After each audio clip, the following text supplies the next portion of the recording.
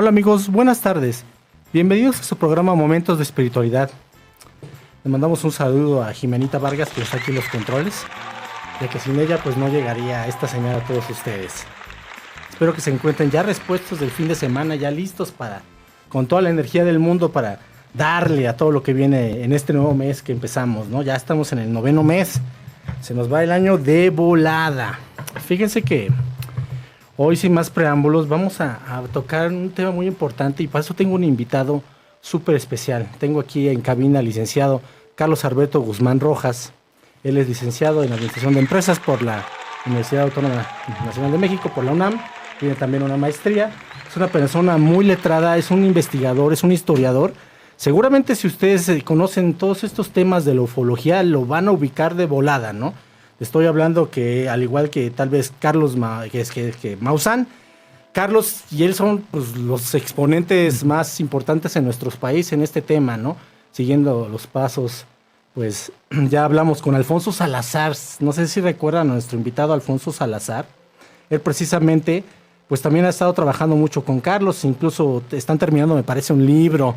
Entonces, wow, sin más preámbulos, voy a hacer los honores aquí, por favor, unos redobletes, Jimenita, aquí, por favor, para presentar a mi invitado, al licenciado Carlos Guzmán, para que nos platique un poquito cómo se inició en este mundo de la investigación de lo paranormal. No crean que nada más ovnis, no, lo paranormal, cualquier cuestión. Estaba leyendo hace poco un libro de santería, de un trabajo que hizo el licenciado Carlos. Entonces, vamos, los dejo con él, por favor. Carlos, bienvenido a tu casa, Adrenalina ADR Networks. Muchas gracias, Luis Alberto, por esta invitación, y aquí también a la estación, ¿no?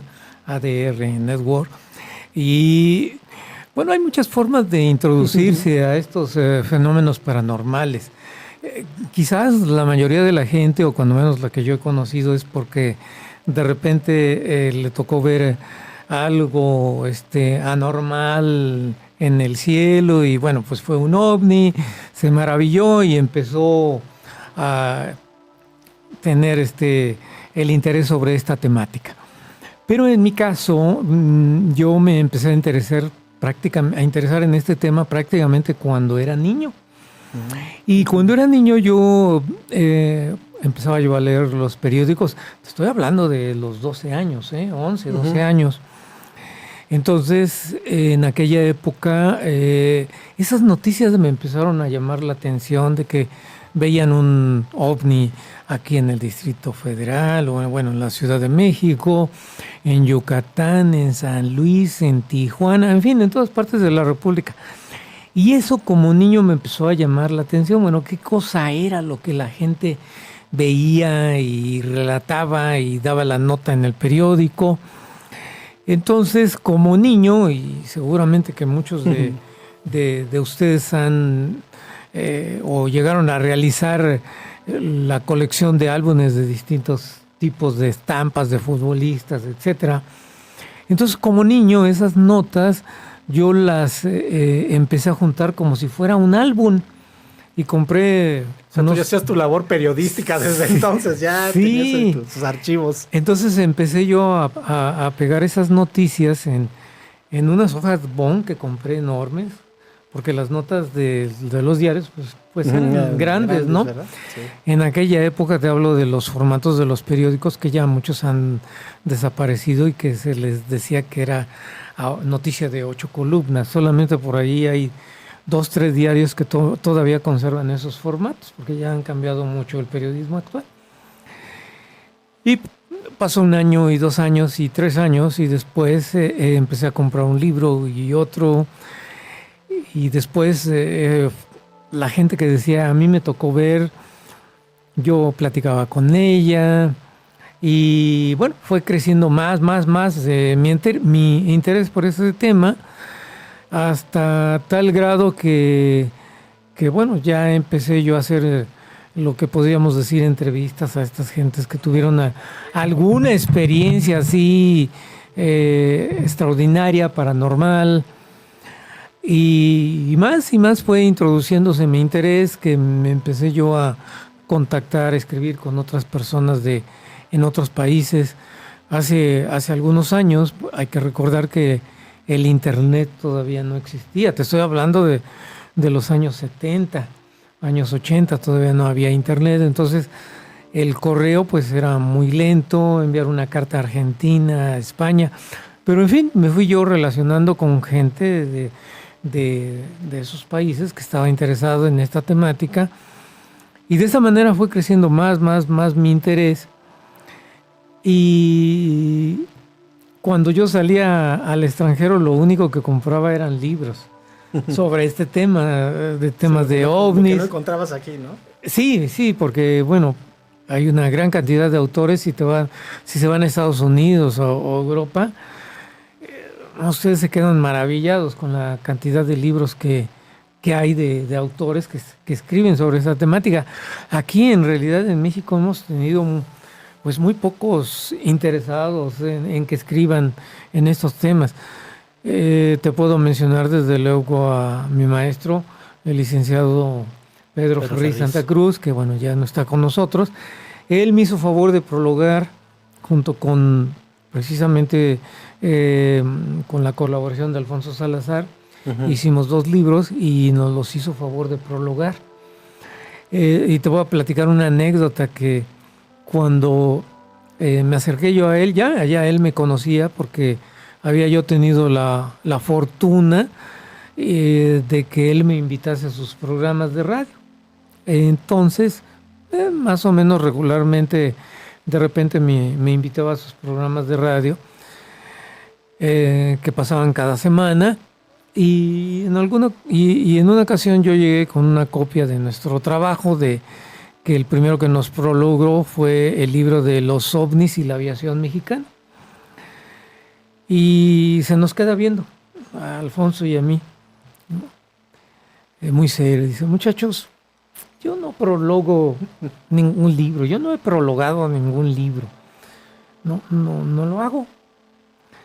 Entonces, no sé, ya lo conocíamos, como te digo, Luis, y no sé qué vería en nuestra cara, o quizás a lo mejor modestamente vio que pues siempre hablamos con seriedad del tema. Dijo: bueno, a ver, déjenmelo. Y pasaron semanas, ya nos volvió a invitar nuevamente. Y miren, aquí tienen el prólogo. Uy, imagínate. Híjole, entonces, padre. Pues para nosotros fue una satisfacción. Así que le dio la bendición, ¿no? Sí. Bueno, y fue una satisfacción enorme porque, como recordarán todas las personas que nos están escuchando, el licenciado Pedro Ferriz Santa Cruz, pues fue el pionero de la ufología aquí en México. Y te estoy hablando de principios de los años 50. Entonces, yo ni había nacido, ¿no? Tú menos, seguramente. Y bueno, era la persona que más se conocía antes del periodista que tú mencionaste. Uh-huh. Y yo me acuerdo que en aquella época los cartonistas fueron muy duros con él, porque hacían caricaturas. Sí, vamos, muy entretenidas, muy graciosas, pero era blanco perfecto cuando se... Digamos que también fue el pionero de los memes. Sí, yo creo que sí, podríamos decir, ¿no? Ese tipo de bullying en las... Sí, pero siempre, pues el señor fue muy respetuoso de ese trabajo de los uh-huh. cartonistas, jamás se ofendió, hasta... de lo que yo conocí, y cuando le enseñabas tú una caricatura se reía, ¿no? Entonces, jamás él se sintió ofendido porque lo catirizaran acerca de los marcianos, sí. ¿no? Y por ahí también muchos recordarán gente de quizás de los 45 en adelante, el famoso programa de los polivoces, también lo parodiaron mucho de su programa Un Mundo Nos Vigila y bueno, y los años pasaron y bueno, surgieron algunas otras figuras, pero regresando a lo que yo te expresaba, que aquí en México en realidad ha habido pocos autores de libros de ovnis. Sí ha habido. Quizás yo te puedo mencionar los que más fuertemente han escrito pues más de 3, 4 libros. Está desde luego mi maestro, don Pedro Ferri Santa Cruz. Está Luis Andrés Jaspersen, que todavía vive, debe tener ya sus 75 años o más. Vive en San Luis Potosí, un ufólogo muy reconocido también en los 70. Está también Telles Pareja, que radica en Guadalajara, escribió también 3, 4 libros al respecto. Está por ahí otro autor de origen español que se vino a radicar en México, ahorita de repente se me fue el nombre. Tomás Doreste. Tomás Doreste escribió bastantes libros de estos temas insólitos. Sí, realmente también tenemos aquí gente bastante preparada en estos temas. Nos vamos a ir a nuestra primera pausita. Amigos, por favor, compartan el video. No se despeguen de su estación favorita, ADR Networks, donde seguimos activando su espíritu.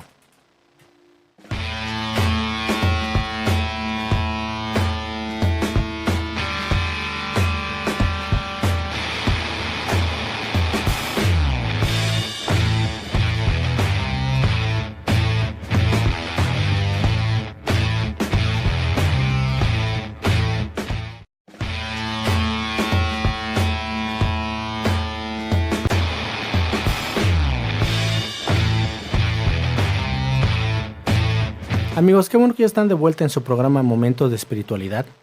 Voy a hacer una pausita para saludar a las personas que se están conectando.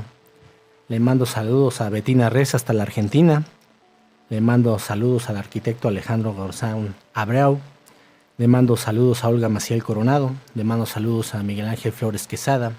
Le mando saludos a Graciela Guerrero Zamudio. Le mando saludos a Mirna Iribe, que dice, éxito Carlos, saludos. Muchas gracias. Le mando saludos a Rosa María Hernández Rivas. Le mando saludos a Angélica PM. Y también aquí le hago, fíjate, Carlos, que nos está preguntando Angélica PM. ¿Cómo puedes saber si en tu infancia te abdujeron? ¿Qué nos puedes decir sobre estos temas?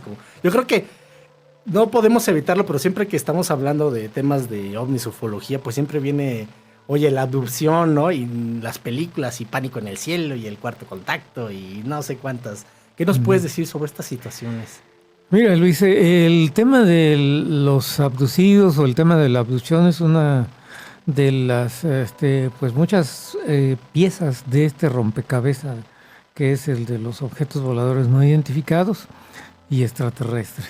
Uh-huh. El tema de la abducción... para mí ha venido en un proceso muy interesante porque ha venido creciendo alrededor del mundo. Si nos remontamos a los años 40, cuando el fenómeno empezó a conocerse digamos que desde el punto de vista contemporáneo, no había casos de que una persona dijera, pues yo fui abducido. Esto sucedió hasta el año de 1963 en Estados Unidos. Antes fue otro que ocurrió en Brasil, ¿no? En Brasil con el campesino Antonio Villas Boas. Y bueno, brevemente la historia es que él se paraba muy temprano porque en Brasil es muy fuerte el sol.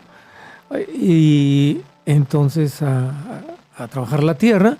Se paraba a 3, 4 de la mañana a trabajarlo. Y en una de tantas mañanas, pues resulta que es abducido, ve una luz, se acerca, 2 seres lo meten al objeto volador, tiene contacto íntimo con una extraterrestre. Entonces, parecería difícil de creer esto, que estamos hablando de ciencia ficción. Uh-huh. Bueno, ese es el primer caso a nivel mundial que se conoció públicamente. A lo mejor hay otros muchos casos, pero no son conocidos en una forma masiva.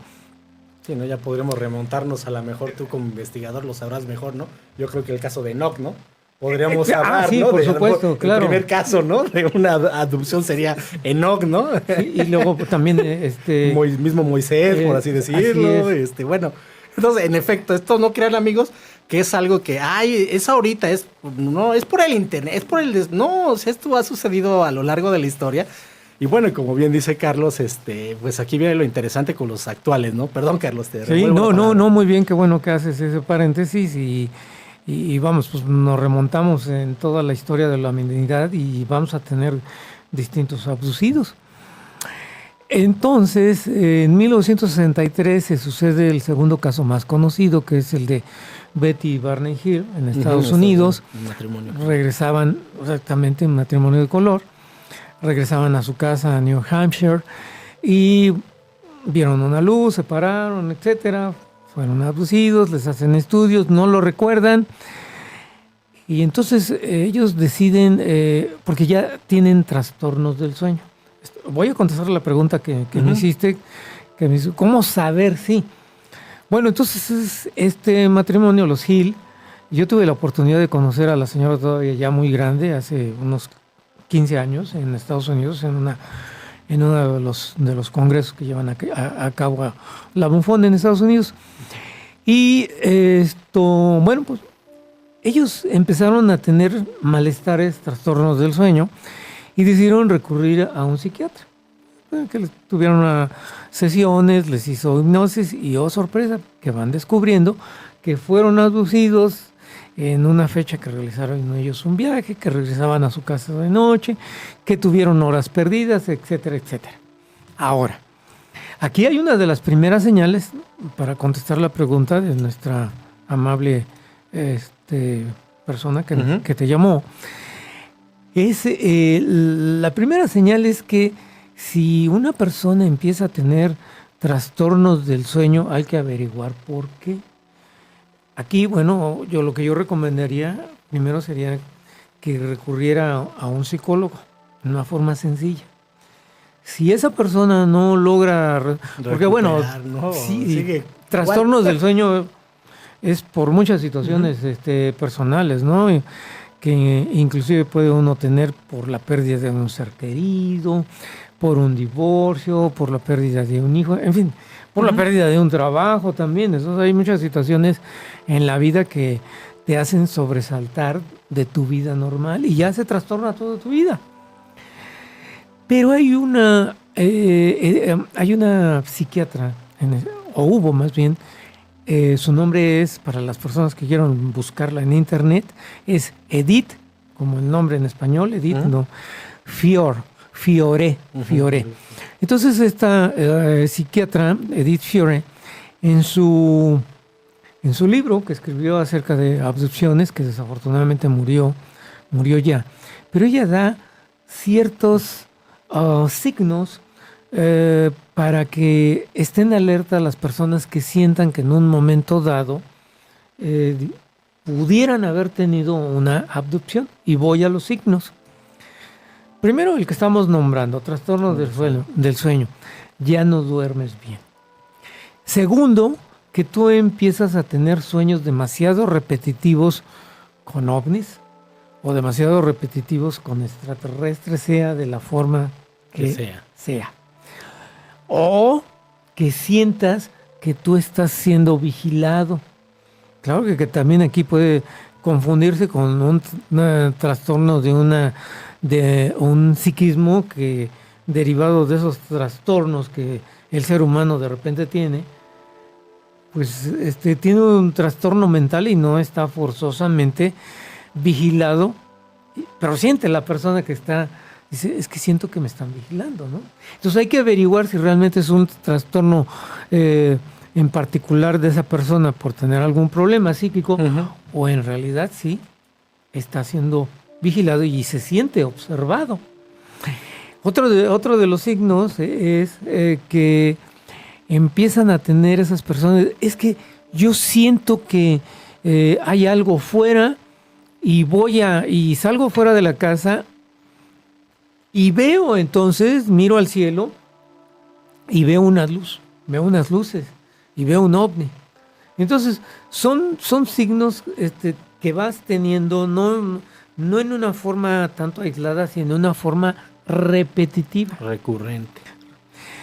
Si ocurre entonces eso, que te sientas vigilado, que tengas ese tipo de trastornos, bueno, lo primero es acudir ante una persona o psicólogo un profesional de la salud. Una cuestión somática, ¿no? Exactamente. O psicosomática, también. O psicosomática, exacto. Hasta entonces no puede decir, es que a lo mejor yo fui abducido. Y si en un momento determinado los psiquiatras y los psicólogos llegan a realizar sus terapias a través, desde luego, de la hipnosis. Ahora, muy importante aquí, lo que yo digo es que, muy bien, acuden en 1 o 2 sesiones, lo hipnotizan y efectivamente por ahí brinca algo de que sí tuvo algún encuentro raro, no lo llega a recordar, esto tiene pérdida de tiempo. Ahí la situación no está solucionada. Ya descubrieron que hubo una abducción, ya descubrieron que le pasó algo, pero si esta persona está acudiendo a esa persona, psicólogo o psiquiatra, pues tiene que llegar hasta la profundidad del por qué les está pasando eso. Yo me recuerdo un caso que tuve en los 90, después de dar una plática en una casa de cultura. Se me acercó una persona que era enfermera y me dijo, yo quiero hablar con usted, mire, yo siento que precisamente he sido abducida, fui abducida, inclusive desde niña. Bueno, ya hicimos la cita, etcétera, y ella empezaba a recordar cosas, situaciones, eventos muy aislados, muy aislados. Y le dije, mira, sinceramente, esto es de profesión de enfermera. Entonces, siendo enfermera, a mí me causó interés y sentí que esa persona sí en realidad me estaba diciendo la verdad. Uh-huh. Porque si es una persona de la salud, pues no creo que se hubiera dado a decir, lo voy a engañar, lo voy a inventar, etcétera, ¿no? Vamos a hacer una pausita, perdón, Carlos. Vamos a regresar para que sigamos platicando sobre este caso de la enfermera. Amigos, por favor, compartan el video y aprovechen que está una persona como Carlos aquí con su experiencia y su sapiencia para que nos pueda orientar a todos sobre este tema. Ahorita regresamos, no le cambien a su estación favorita ADR Networks, donde seguimos activando su espíritu.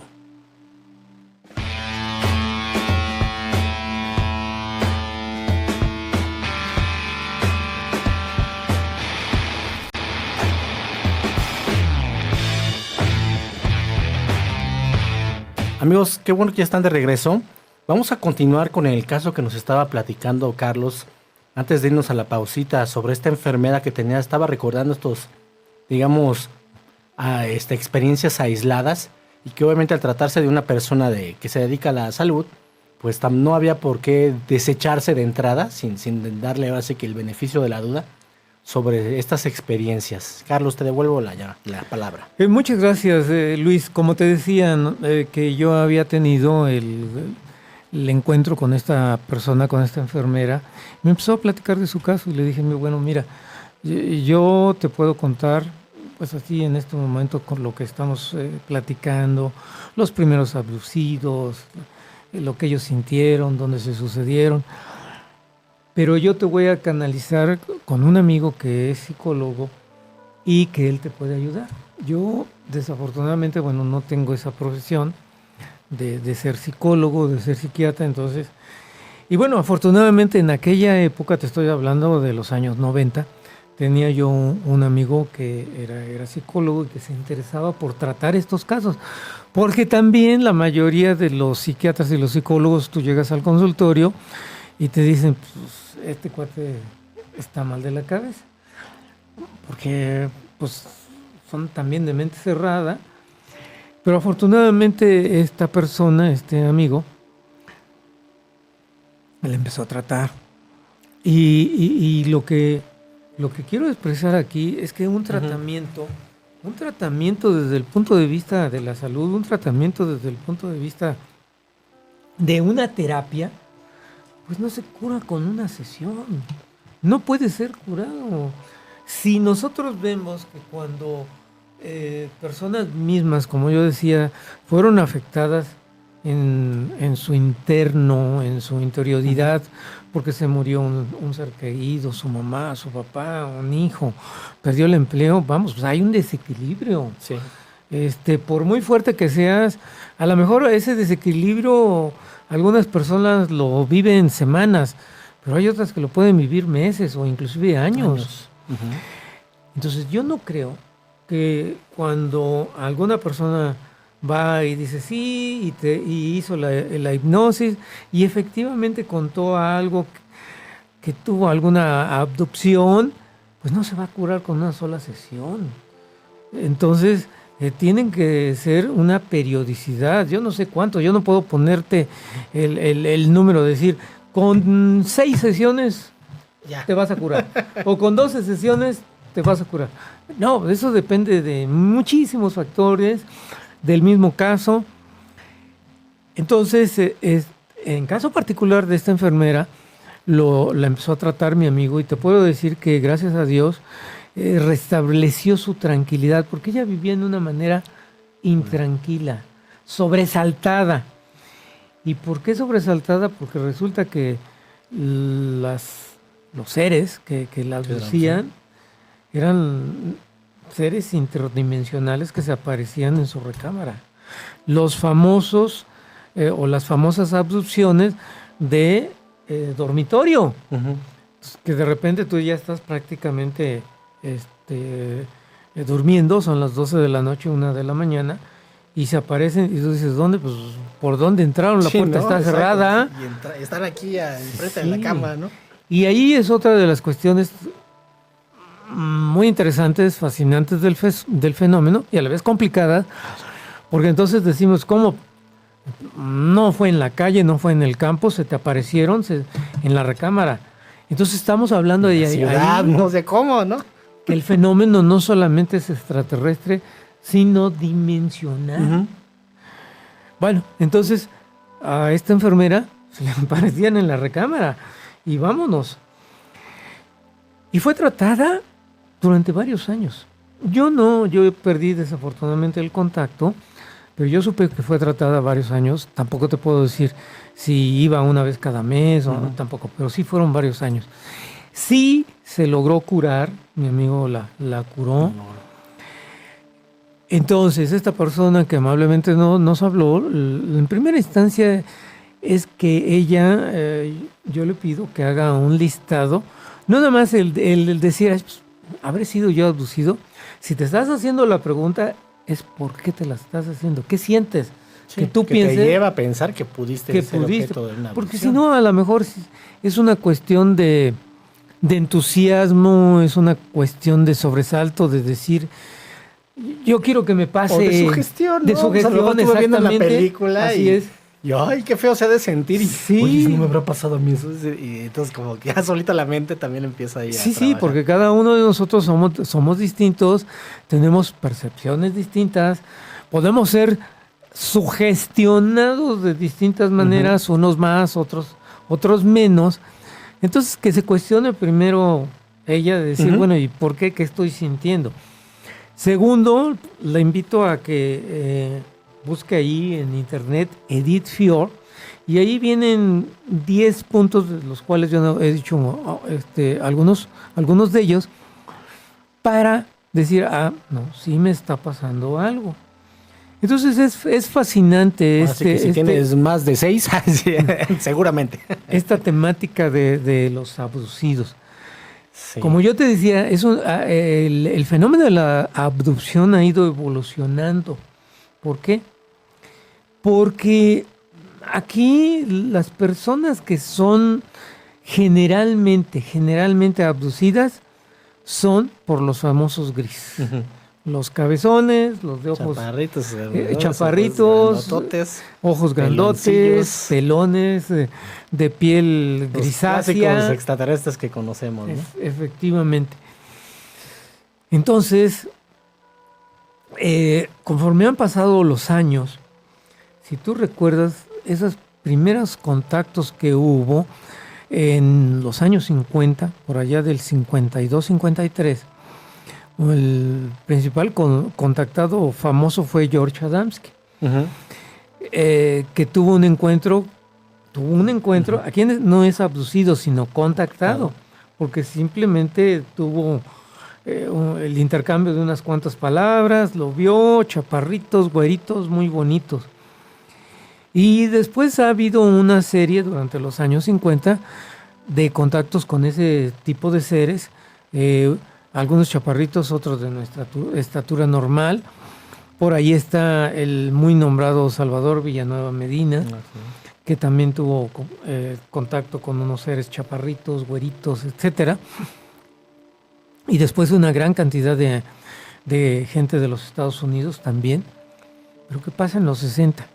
Pues los primeros que empiezan a tener esas abducciones de los cabezones son los Hill. Pero luego hay otros casos, el de Travis Walton, en fin, una gran cantidad de casos que van cambiando. Pero ¿qué pasa ahora ya en este siglo XXI? Que no son, nunca los güerillos realmente abdujeron a una persona, la raptaron, no, era el contacto simplemente y hasta ahí. Después los grises, pero después ya vienen otras razas. Ya nos encontramos ahí a fines de los 90 y sobre todo ahora, en el siglo XXI, que van a ser más frecuentes los famosos lagartoides, los famosos los reptilianos, efectivamente. Entonces, por eso es que yo te digo que ha habido una evolución, una transformación de estos seres, de toda una gran familia espacial, que tenemos seres de muchas partes del universo visitando la Tierra, y su morfología es enorme. ¿Y por qué antes se habían dejado de manifestar? Porque acuérdate que el perfil reptiliano lo encontramos desde también la antigüedad. En las civilizaciones, en las primeras civilizaciones. No se diga los sumerios, y de ahí brincamos aquí a México con el famoso Quetzalcóatl. Exacto. Y te voy a contar una anécdota, les voy a contar una anécdota a nuestros amables escuchas de ADR Network. Resulta que yo estaba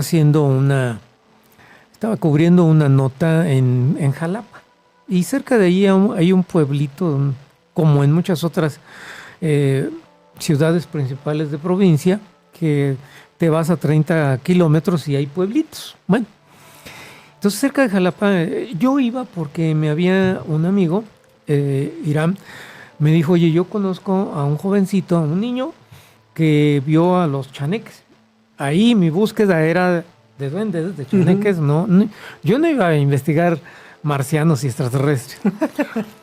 Me lleva al pueblito, localizamos la casa, y el niño no estaba, había salido a la escuela, y me dice un tío me recibió, ya no ha de tardar, siéntese.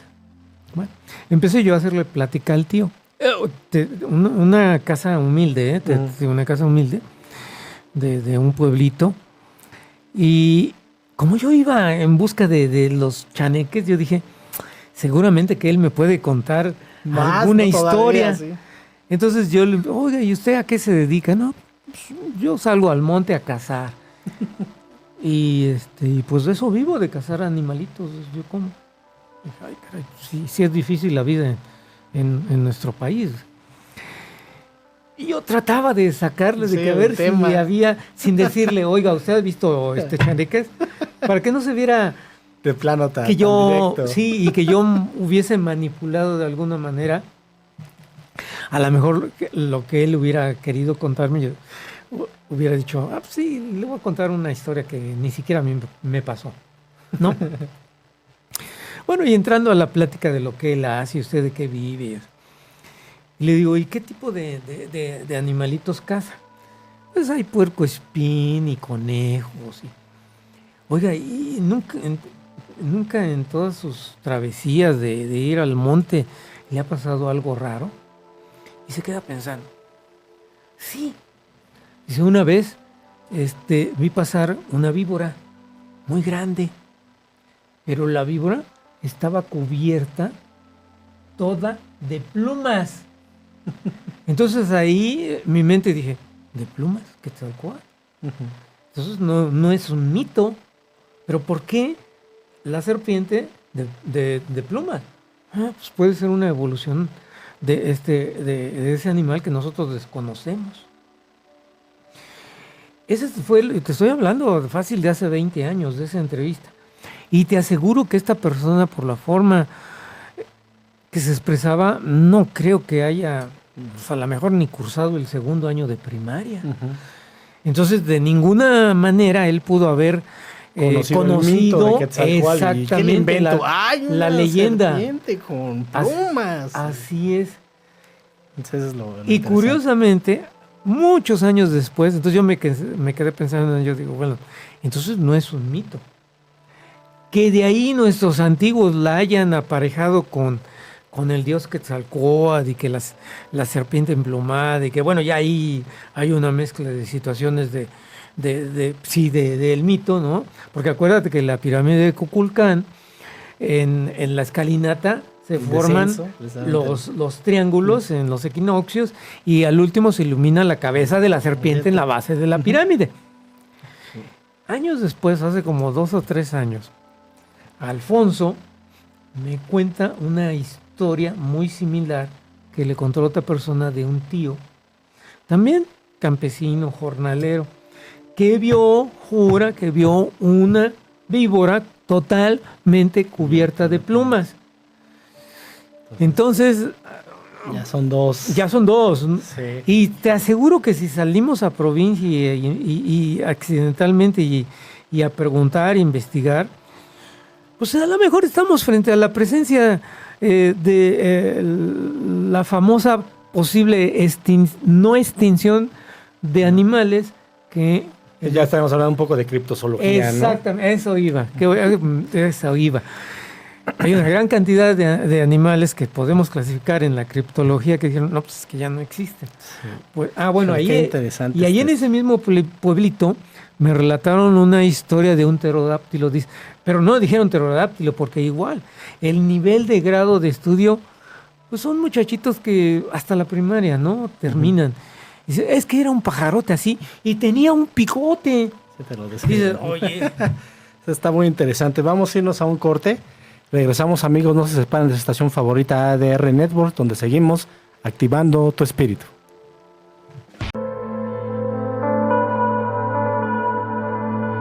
De vuelta en su programa Momentos de Espiritualidad. Voy a terminar de mandar unos saluditos a la gente que se está conectando. Ahorita por algunas cuestiones de producción se dividió el video. Entonces son como 2 videos aparte. Entonces, por favor, si pueden irse sumando, aquí estamos en esta transmisión. Le mando saludos a Mararam y Orrea Cibeles hasta Barcelona. Le mando saludos a Carlos López hasta Hollywood, Florida. Él toma clases de Nueva Teosofía Online. Le mando un saludote y que ojalá estén bien con esto del huracán. Le mando también saludos a Landor Pisis. Le mando saludos a Guadalupe Tobar Vidrio. Le mando saludos a María Angélica Urcuyú Vargas, hasta Chile. Le mando saludos a María de Lourdes Rivero, hasta Barcelona. Y a José Luis López Guerrero, hasta Guadalajara, Jalisco. Por ahí un saludo a Guadalupe Tobar Vidrio. La conozco. Muchas gracias por saludarnos. Perfecto, pues bienvenida, Guadalupe.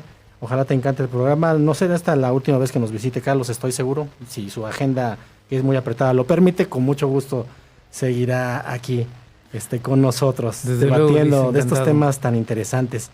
Y ahorita que estábamos hablando, antes de irnos al corte, sobre este tema, un poco así como de criptozoología, de esto, ¿qué nos tienes que decir, Carlos? Sí, mira, para terminar con este tema de criptozoología, que también es un tema que a mí me gusta, un tema fascinante. Aquí en mismo México tenemos muchos de esos animales que de repente parecería que fueron fantasía, que desde los aztecas nos empezaron a relatar y que inclusive a nuestros días pues se transformó en lo que se le ha llamado el famoso chupacabras, uno de tantos. Pero bueno, hay muchas especies alrededor del mundo que también parecía que ya estuvieron extinguidas. pero por ahí encontramos en alguna cueva del estado de Guerrero, muy cerca de Chilpancingo, ahorita el nombre del pueblito no me recuerdo, pero hay una cueva donde se encontraron pinturas rupestres y está dibujado perfectamente la figura de un dinosaurio. Aquí a lo mejor muchas personas dicen, pero pues si los antropólogos o los arqueólogos no han dicho nada. Efectivamente, cuando los arqueólogos aquí en México encuentran algo raro, algo que sí tiene explicación, pero ellos no quieren comentarlo, yo digo que el INAH les dice calladitos se ven mejor. ¿Y por qué? Bueno, porque están ante el riesgo de perder su plaza, ante el riesgo de ser ridiculizados ante la comunidad científica. Así es. En el caso, por ejemplo, Luis, cuando ellos en sus libros hablan sobre los duendes, porque desde el punto de vista de la antropología a fuerza tienen que hablar de las tradiciones, costumbres, leyendas, forma de vida, etcétera. Cosmovisión, pues no se diga. Entonces, no se refieren como duendes, sino dicen, es que son seres amorfos. Uh-huh. Amorfos. Seres amorfos, no tan amorfos. Ni son amorfos, tienen forma. Sí. O sea, ¿cómo? Y mira, me voy a un ejemplo muy rápido y muy claro. Quizás a lo mejor en algún otro programa hablemos exclusivamente de duendes. Uh-huh. En Yaxchilán, sabes que es una ciudad maya, uh-huh, y que se encuentra en frontera con Guatemala y que está a las orillas del río Sumacinta, que es el río que divide a México y Guatemala. Ahí en Yaxchilán, en el edificio 33, así está clasificado por los arqueólogos, en las escalinatas finales hay una escultura en uno de los escalones, no mayor a unos 30 centímetros. Están esculpidas las figuras de dos duendes con características de duendes europeos. Y me estoy refiriendo a los trolls. El trolls que tiene la nariz larga, que tiene el rabo, que tiene las orejas muy protuberantes, uh-huh, muy grandes, chaparritos, chonchos. Ahí están. Quien lo dude, pues véanlo. Vaya a Yaxchilán. Entonces ahí es cuando uno dice, los mayas no lo inventaron. ¿De dónde tuvieron la imaginación para decir, vamos a hacer unos seres chaparritos, narigones, con muchas así? Parecería que tuvieran un pantalón, ¿eh? Ambos son dos. Y al lado está la figura de un maya, no me acuerdo, creo que es un jugador de pelota que está, que con una de sus rodillas la tiene en la tierra, está semi-hincado. Uh-huh. Entonces tú ves la proporcionalidad que inclusive hincado, todavía estos seres no alcanzan la altura del maya semi-hincado. Ajá. Y si los mayas sabemos que no eran de una estatura alta, sino 1.40, 1.45, 1.50. Entonces imagínate, pues estos seres a lo mejor medían 60, 70 centímetros. Ahí están. No fue invento. Los mayas los vieron. Entonces, desafortunadamente, todos los libros que yo he visto a lo mejor he visto pocos también, no quiero decir que yo me haya comido a toda antropología, uh-huh, pero pues, los nombran como seres amorfos, ¿no? Lo cual, pues, a mí me disgusta porque simplemente pues, es un duende y punto, ¿no? Y termino para cerrar con lo de criptozoología, que te decía que aquí hay una cueva. Desafortunadamente ahorita no puede ser visitada esa región porque está en esa zona de difícil acceso por la situación de inseguridad, digamos, que prevalece en algunas partes de la República Mexicana, y no podemos tener la facilidad de visitar esa cueva donde está representado claramente a un dinosaurio. Pero así podemos encontrar otras representatividades, las de Acámbaro, el montón ahí todas las figuras de figuras que los antropólogos ahí han dicho que son falsas, ¿eh? Pero mira, acuérdate que estas figuras fueron encontradas en 1945.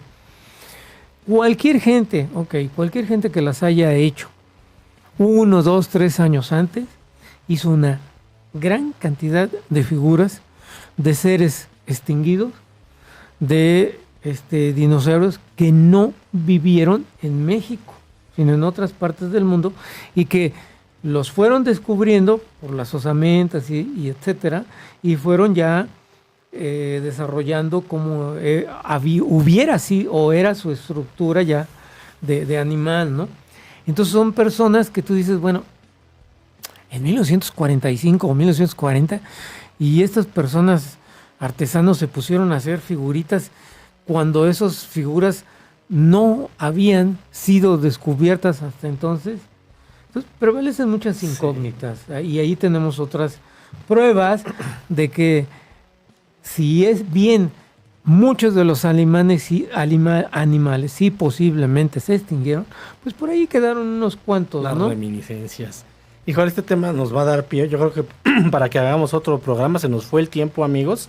Ya haremos otro programita si Carlos puede visitarnos sobre a lo mejor criptozoología, sobre las piedras de Acámbaro, que es muy interesante su relación con el tema de los ovnis. Carlos, si la gente te quiere contactar, quiere buscarte, quiere acercarse a tus obras literarias, ¿qué tiene que hacer? ¿Dónde te busca? Gracias, Luis. Puede en YouTube, me encuentro con mi nombre, mi canal está con mi nombre completo, Carlos Alberto Guzmán Rojas. Ahí hay videos relacionados a todos estos temas. O me pueden encontrar a través de Facebook, que es Carlos Guzmán Rojas. Perfecto. A mí me pueden encontrar en YouTube como Luis Flores Nueva Teosofía, en las redes sociales en Facebook y en Twitter como Nueva Teosofía, y los espero el próximo lunes aquí en su estación favorita ADR Networks en punto de las 5 de la tarde, hora del centro de México, para que sigamos descubriendo más sobre todos estos temas tan interesantes que nos tiene nuestro mundo, nuestro universo. Amigos, no se despeguen de tu estación favorita ADR Networks, donde seguimos activando su espíritu. Gracias. Gracias.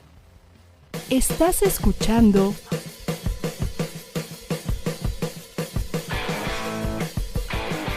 ADR Networks. Seguimos activando tus sentidos.